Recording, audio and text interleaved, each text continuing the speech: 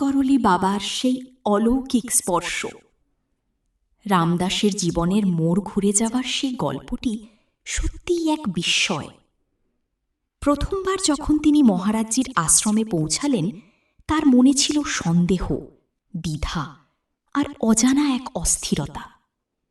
কিন্তু বাস থেকে নামার পর যেন সব কিছু বদলে গেল।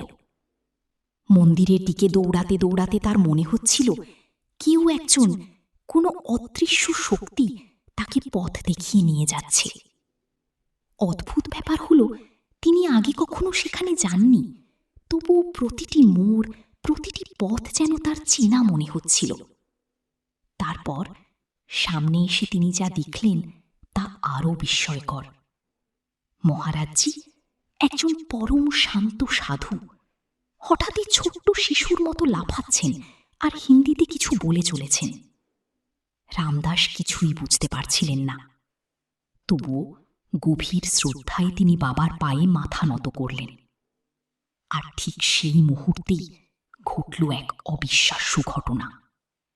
মহারাজজি তাকে জোরে জোরে মারতে শুরু করলেন। বাইরে থেকে দেখলে এ যেন এক বৃদ্ধ মানুষ এক যুবককে আঘাত করছেন, কিন্তু ভিতরে রামদাস অনুভব করছিলেন সম্পূর্ণ ভিন্ন কিছু। প্রতিটি আঘাতের সঙ্গে সঙ্গে গত কয়েক বছরের জমে থাকা যন্ত্রণা, দুঃখ, কষ্ট ধীরে ধীরে গলে যাচ্ছিল। মনে হচ্ছিল কোনো এক ভার যেন হালকা হয়ে যাচ্ছে। এক গভীর প্রশান্তি তাকে ঘিরে ধরছে। একদিকে বিভ্রান্তি আর অন্যদিকে এক অদ্ভুত শান্তি, যাকে তিনি বলেছিলেন একাত্মতা। মহারাজজি তার কল্পনার বাইরে ছিলেন, তবুও মনে হচ্ছিল তিনি যেন তার সবচেয়ে আপন, সবচেয়ে কাছের।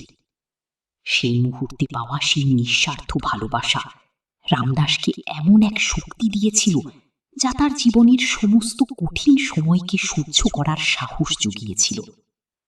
এটাই ছিল এক স্পর্শের অলৌকিক শক্তি।